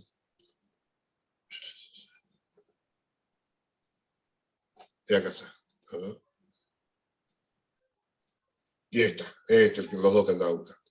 Estos dos ciclos son totalmente equivalentes en dos representaciones distintas. En un PB y en un TS. Ambos son el mismo ciclo, el ciclo de Carnot. ¿Sí?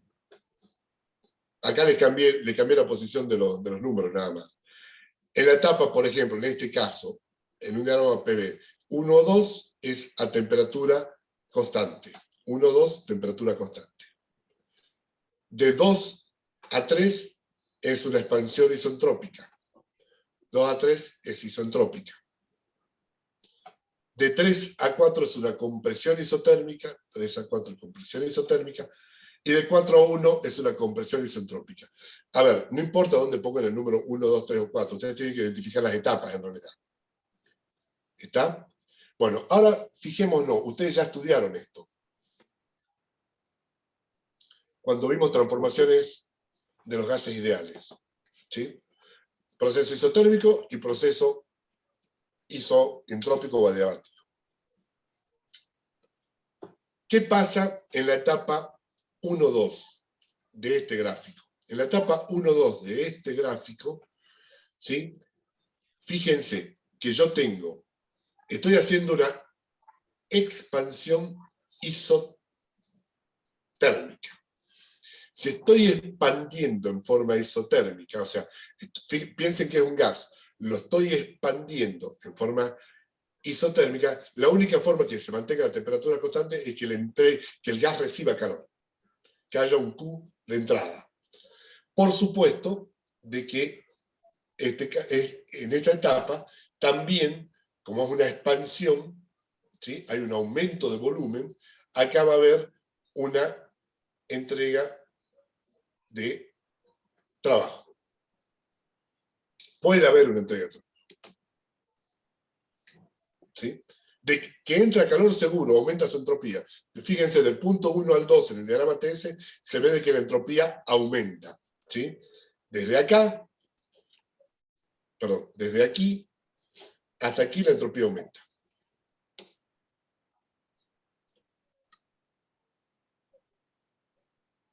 ¿Sí? Sí. Sí. Bueno, y acá yo tengo un trabajo que será el trabajo 1-2. En la etapa 2 a 3 no hay desarrollo de calor, es isentrópico. No hay desarrollo de calor en la etapa 2 a 3. Solamente hay una expansión, sigue la expansión. Fíjense en el diagrama PV. Por lo tanto, también hay una salida de energía en forma de trabajo. En la etapa 3-4, que es la inversa de la etapa 1-2, porque es una compresión, en vez de ser una expansión, es una compresión isotérmica, ¿sí? Sale calor. Y acá podría haber una entrada de trabajo. 3-4. Pero hay claramente una salida de calor. Ahora fíjense, el calor entra a una temperatura, a TH, en este gráfico. Y el calor sale del ciclo a otra temperatura, más baja. TL. Y en la etapa 4.1 no hay desarrollo de calor y sí puede haber una entrada de trabajo, que sería 4.1. Ahora, fíjense, ¿de dónde proviene este calor que entra al ciclo? De acá. Acá arriba está mi fuente caliente. Es la que me entrega calor al ciclo. Acá abajo, donde sale calor a una temperatura más baja, está mi fuente fría. es la que recibe el calor, que acá le pusimos calor de salida, vendría a ser el QF. Esto es QC, esto es QF.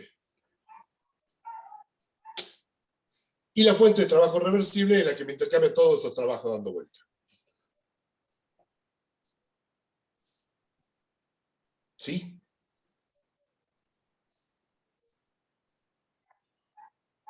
¿Lo ven? Váyanse al práctico o a la teórica de transformaciones adiabáticas de gas ideales y van a ver que en una expansión isotérmica yo tengo calor que entra y trabajo que sale. Puedo no tener el trabajo que sale, dependiendo de mi acoplamiento. ¿Sí? Pero seguro tengo calor que entra porque aumenta su entropía.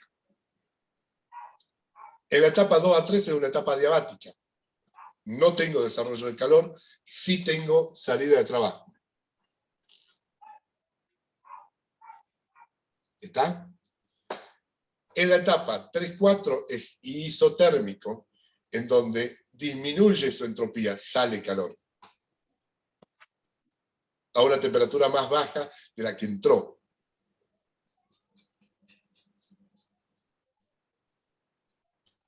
Y en la etapa 4-1 no tengo desarrollo de calor y tengo solamente desarrollo de trabajo. ¿Por qué decimos que el ciclo de Carnot es el ciclo ideal, el mejor de los ciclos termodinámicos, todo lo que quiera? Porque las transferencias de calor las hago a temperaturas constantes. El calor que entra al ciclo lo hago, en este caso, a temperatura TH, y el calor que sale del ciclo lo hace a temperatura TL. High y low, está en inglés esto. En vez de TH, podríamos poner acá TC, si ustedes quieren. Es un problema de denominación, y esto es TF.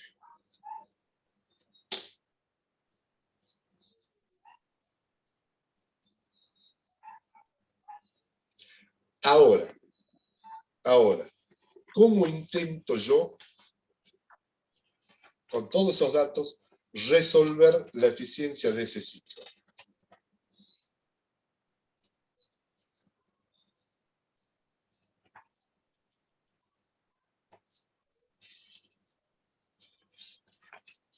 Haciendo la sumatoria de los trabajos. Mucho más sencillo. Para este caso es mucho más sencillo. Fíjense en una cosa. ¿Cómo calculo yo el calor QC o calor 1,2? En este caso es muy sencillo. ¿Por qué? Porque es a temperatura constante y tengo la variación de entropía. Conozco la entropía. Esto es S1, esto es S2. También sé que S1 es igual a S4. ¿Sí? Y S2 es igual a S3, el mismo punto. ¿Sí? Bien. El calor QC, lo voy a hacer acá. El QC, ¿a qué es igual? Al calor 1,2. ¿A qué es igual? A la temperatura TC, ¿sí? Por el delta DS. El delta DS, ¿qué será? S2 menos S1. Ya tengo QC. Porque si tengo el diagrama TS, conozco S2, S1. ¿Estamos? Bueno.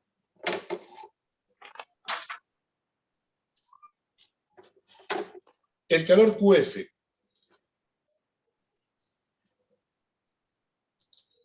Será el calor 3,4. Es igual a TF por S4 menos S3. T por delta S, ¿sí?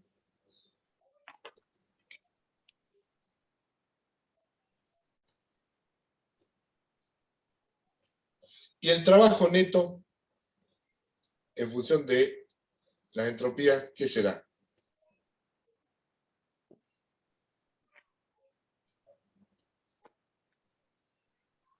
¿Cómo calculo? Ya tengo QC y QF. ¿Cómo calculo el trabajo neto?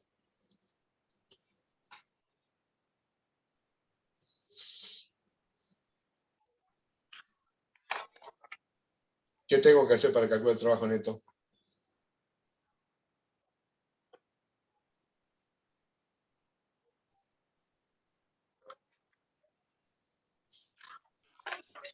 Sería la suma de los calores con signo negativo, con signo Correcto. opuesto. Correcto. Será, ¿sí? A ver, yo acá la voy a acomodar un poquitito mejor, ¿sí? TC es así. En vez de poner S4 y S3 esta, TF, en vez de poner S4, ¿qué puedo poner? S1, es lo mismo. ¿Sí? Y en vez de poner S3, ¿qué pongo? S2. Esto es S1 menos, en vez de S3 pongo S2. ¿Sí? Ay, cómo me cuesta con esta. Y me aparece ese círculo blanco que al actualizar me cambió. ¿Está bien?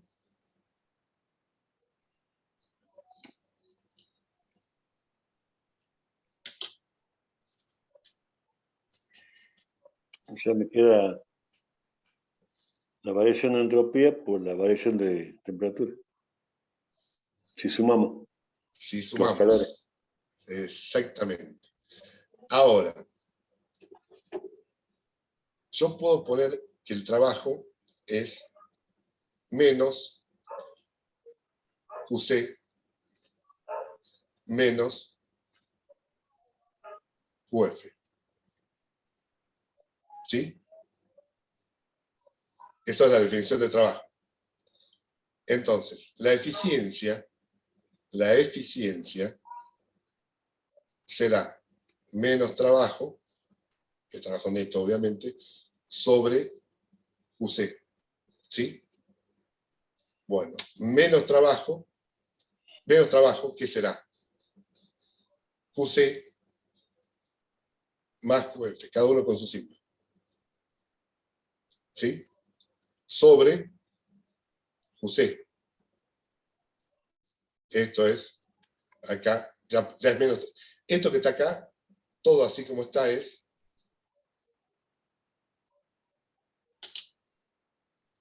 el trabajo. ¿Sí?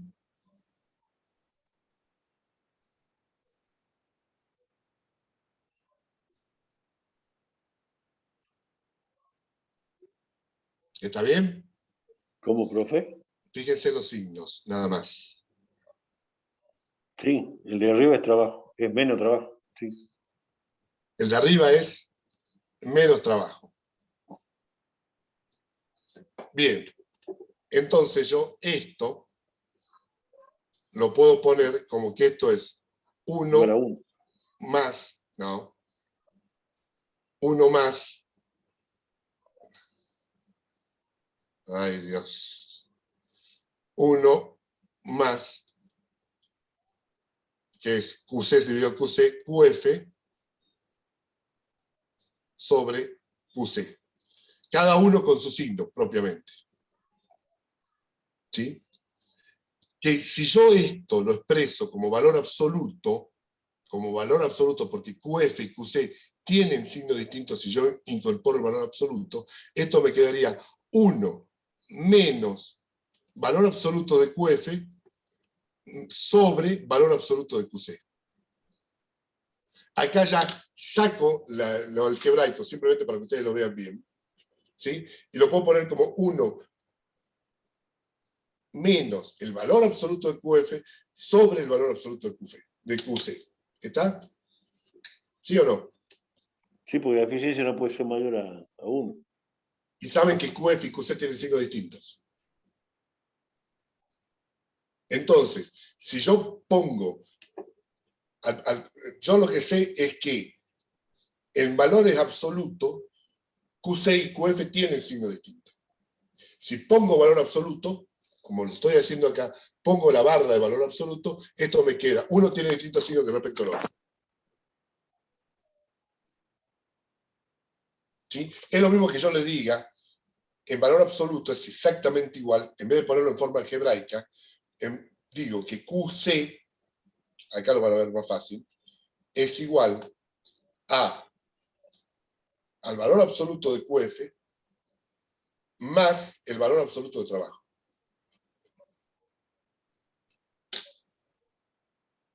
Al decir valor absoluto, ya tengo que considerar el signo, que es lo que estoy haciendo aquí.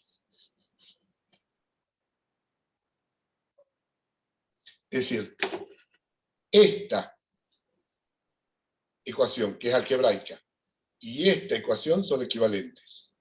La de arriba es algebraica, la de abajo está en valores absolutos.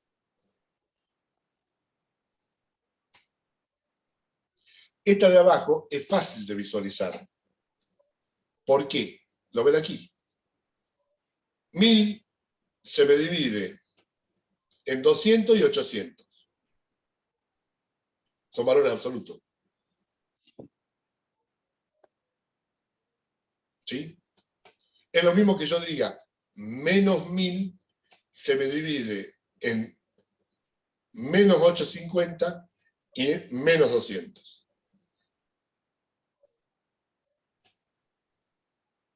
Es una forma de verlo. Háganlo, se van a dar cuenta que es así. ¿Dónde estoy? Acá. Si yo esto es lo que uso acá, en esta eficiencia que puse aquí recién, hago eso. ¿A qué quiero llegar? A que esta eficiencia, lamentablemente me quedé sin lugar, ¿sí? A que esta eficiencia del ciclo de Carnot, en vez de QF en valor absoluto, ¿qué pongo? TF. ¿Sí? Como es valor absoluto lo que tengo que poner acá, ya es valor absoluto, TF, esto es una F,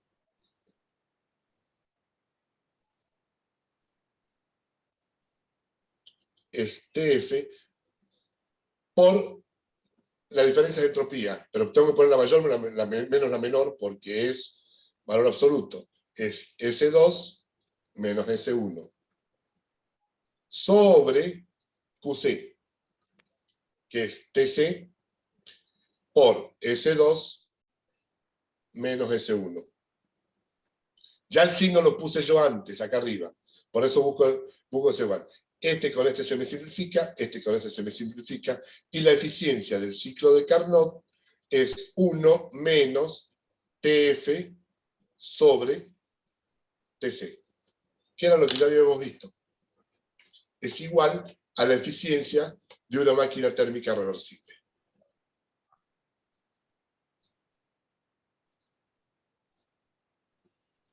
¿Se entendió? Sí, profe. Sí, profe. ¿Por qué? A ver, me preguntan, ¿por qué el trabajo era menos QC? ¿Dónde dice que el trabajo era menos QC? Me está preguntando esto en el chat.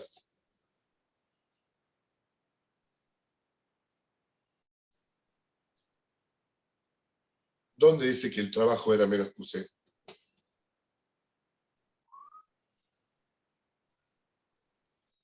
Para poder responder, quiero saber a dónde se refiere. Como es reversible, entropía cero. No, pues yo no digo que el trabajo es menos Q. Y sale de, W menos QF menos QE. de la ecuación, ¿no? Eso es ecuación de balance de energía. Eso que me pones acá, José Cazón, es esta ecuación. Esta ecuación. Solo que acá lo estoy poniendo en forma algebraica. Ya puedo trabajar en forma algebraica. Me pasé a trabajar en el valor absoluto para que ustedes no se hagan lío con los signos, nada más. Lo que ahora me interesa es que la visualicen. Profe, ¿Sí? en el ciclo de Carnot siempre las temperaturas son constantes. Sí, por definición del ciclo de Carnot. Tienen dos isotermas. Dos isotermas. Entonces, necesariamente, que es las dos únicas etapas donde hay intercambio de calor, ¿sí? En las otras dos etapas son adiabáticas, por lo tanto no hay intercambio de calor. Entonces, las dos únicas etapas que me queda que que me permiten intercambiar calor son en las etapas isotérmicas.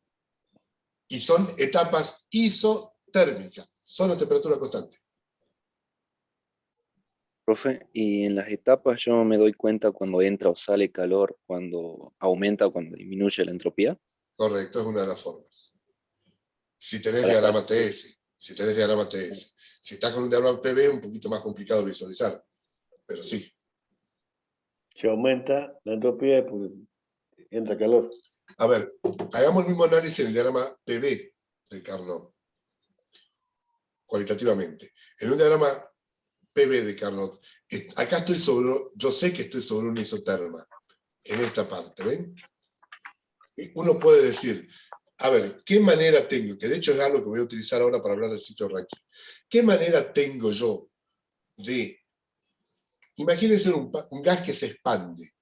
Si el gas se está expandiendo, su temperatura, ¿qué le pasa? ¿Qué tiende a hacer su temperatura cuando expando? Tiende a bajar. Tiende a bajar. Por eso se enfría ¿Cómo logro la que no válvula de baje? garrafa. ¿Cómo logro que no baje? Que su temperatura se mantenga constante. Entregándole calor. Es la forma de que el gas no baje su temperatura. Entonces, en una expansión isotérmica, tiene que recibir calor el sistema.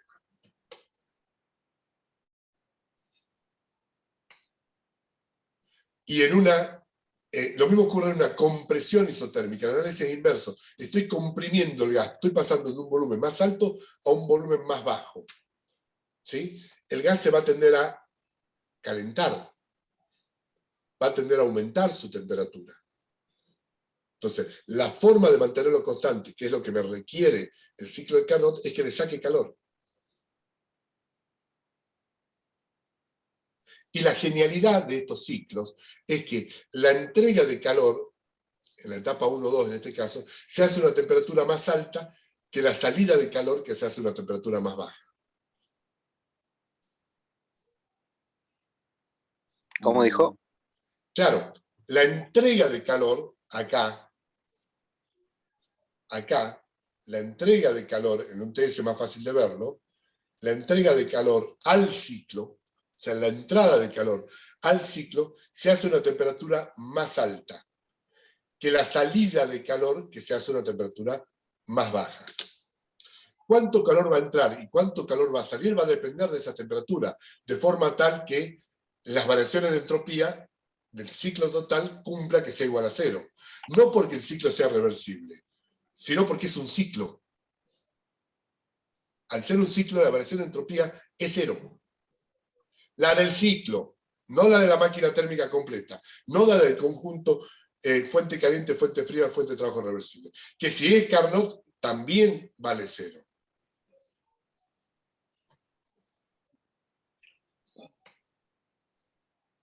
¿Me entienden? Acá en el ciclo de Carnot no me queda otra que el DQC sobre el TC sea igual al DQS, al DQF sobre el TF. No me queda otra, porque en las etapas 2, 3 y 4, 1 no hay variación de entropía. Entonces, para que se me cumpla que la variación de entropía total del ciclo sea igual a cero, estas variaciones de entropía de la etapa 1, 2 y la etapa 3, 4 tienen que ser iguales de distintos signos. Igual valor absoluto de distintos signos. Porque en las otras dos etapas no tengo variación de entropía. Y al ser un ciclo me tiene que cumplir que la variación de entropía tiene que ser igual a cero.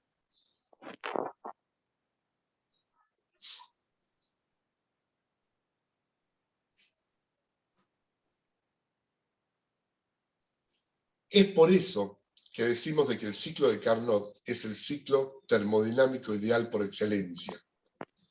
Pero ideal no porque tenga pérdidas, es ideal porque me realiza las transferencias de calor a temperatura constante en dos etapas bien determinadas, y en las otras etapas no hay intercambio de calor.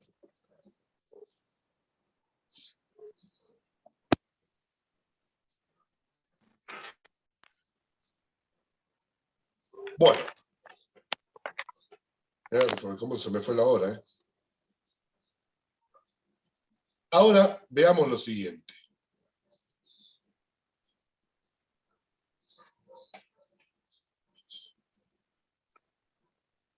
A ver, un segundito. Ahora veamos lo siguiente. Yo quiero construir un ciclo de Carnot.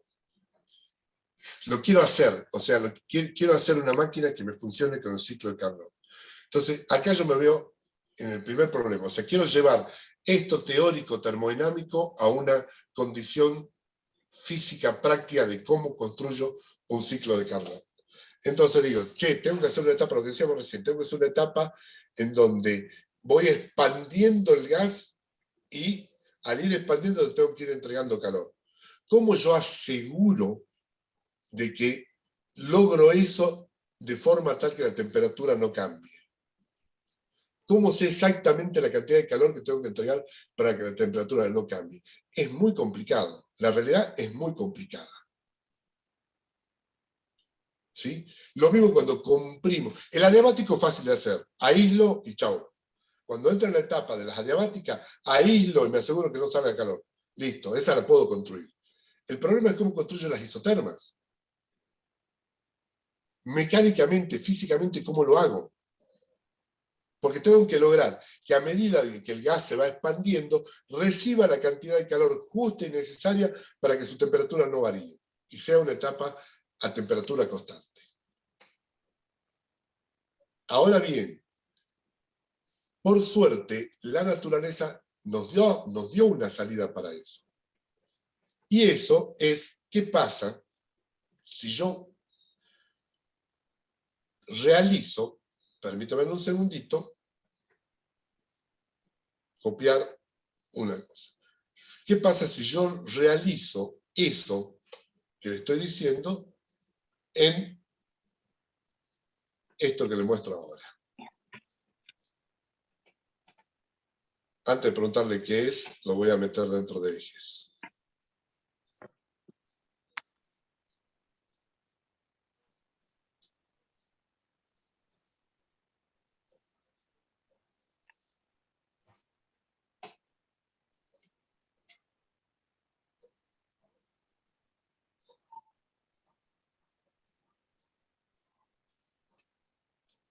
¿Qué es esto que acabo de dibujar?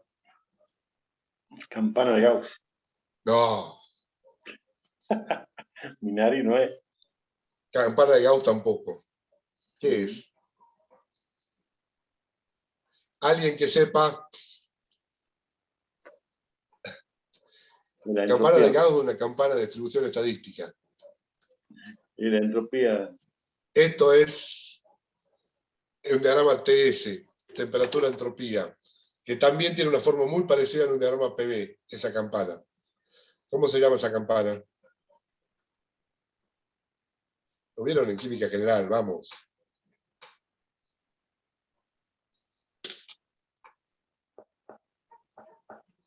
Profe, ¿puede ser la energía de activación? No, nada que ver. Se parece, pero nada que ver. Es un diagrama TS. La curva de Andrew. Sí, la campana de Andrew. La campana de Andrew. La campana de Andrew se define como el lugar geométrico, acá me pone saturación de líquidos, es el lugar geométrico donde coexisten dos fases en un fluido. Es decir, me define la zona en donde hay cambio de fase. Esto es un fenómeno natural observable. ¿Sí? Es un fenómeno natural observable. ¿Qué significa todo esto? Significa de que me lo regaló la naturaleza. No hay explicación, digamos, simplemente es un hecho que yo estoy observando. ¿Sí? Los fluidos sufren cambios de estado cuando se pone en juego calores de intercambio. ¿Sí? Cuando un fluido, agua, lo caliento, o sea, le empiezo a entregar calor, al agua líquida llega un momento que el agua empieza a hervir. Cuando aparece la primer burbuja, que nuestras abuelas llamaban el primer hervor, ideal para tomar mate, para ustedes, para mí, a mí me quema el primer hervor si tomo mate a esa temperatura, o dicen, che, prepara el té, pero cuida que no hierva. Entonces, cuando empieza a aparecer la burbujita, estoy en lo que se llama la línea de burbuja, justamente. ¿Está? Estoy, en ese momento, estoy entrando a la campana. Una vez que sigo con el proceso, o sea, yo tengo agua, vamos a ser bien gráficos. Yo tengo agua.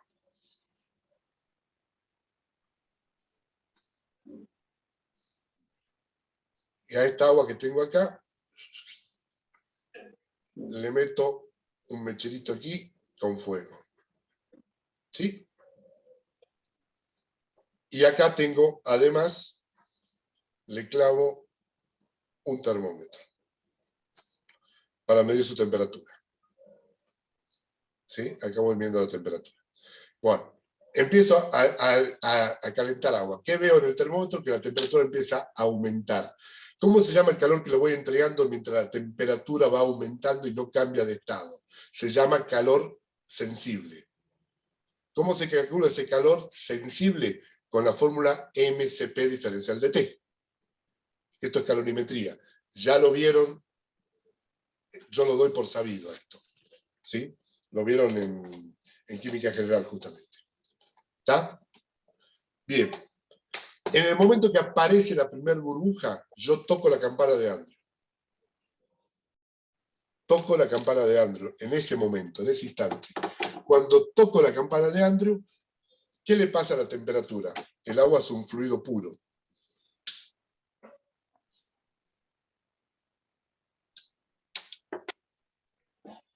Cuando empieza el cambio de fase, la temperatura se clava, se mantiene constante.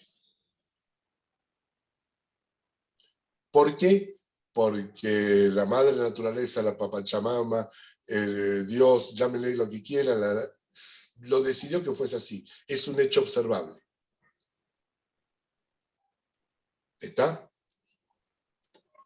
Entonces, ahí yo toco la campana. Le sigo entregando calor y lo que estoy empezando a hacer es a pasar moléculas que estaban en el líquido a la fase gaseosa. Le estoy provocando un cambio de fase al agua. ¿Sí? Todo el calor que yo le entrego al agua para que pase del estado líquido al estado gaseoso, al estado de vapor, se denomina calor Latente. latente. Espero que lo estudiaron. Se llama calor latente. Es el calor que se necesita para provocar un cambio de fase. ¿Está? Mientras yo estoy, siempre que hablo de fluidos puros, ¿no? Esto es importante, tiene que ser fluido puro. Mientras yo estoy provocando un cambio de fase, la temperatura se mantiene constante. Entonces, acá, ¿qué me pasa? Si yo estoy dentro de la campana, este proceso ocurre de esta forma. A temperatura constante, estoy entregando calor latente. Fíjense que esto que le estoy contando ahora puede coincidir perfectamente con una etapa del ciclo de Carnot isotérmica. Le entrego calor y la temperatura se mantiene constante. ¿Está? Y es fácil de manejar. Es decir, es muy sencillo yo lograr de que el agua, un sistema formado por agua o vapor, que yo le entregue calor y que su temperatura se mantenga constante. Provoca un cambio de fase. No, físicamente es fácil de resolver. Después de eso, una vez que logré el cambio de fase, hago la expansión isentrópica. Esta ya les digo, la aíslo y se acabó. ¿Eso está vertical? Vamos a hacer bien vertical. Ahí. ¿Sí? La expandí. Isentrópicamente. ¿Cómo la aislé? O sea, la metí ese recipiente con una capa de cualquier material que no me permita la salida de calor. Una vez que llego hasta donde yo quiero, en vez de entregarle calor, le saco calor. Como estoy en una etapa de cambio de fase, la temperatura vuelve a mantenerse constante. ¿Está? Ya tengo resuelto mi problema físico de cómo hacer el ciclo de Carnot. Y la última etapa es, de vuelta, la aíslo y hago la compresión dentro de una campana de Andrew.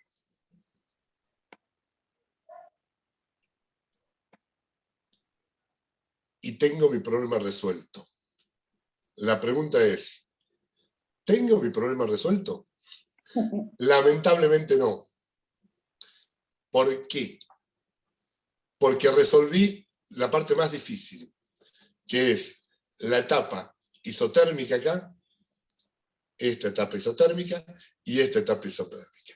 Lamentablemente una expansión adiabática dentro de una campana de Andrew y una compresión adiabática dentro de una campana me trae otros problemas físicos. No son problemas termodinámicos, son problemas físicos, ¿sí?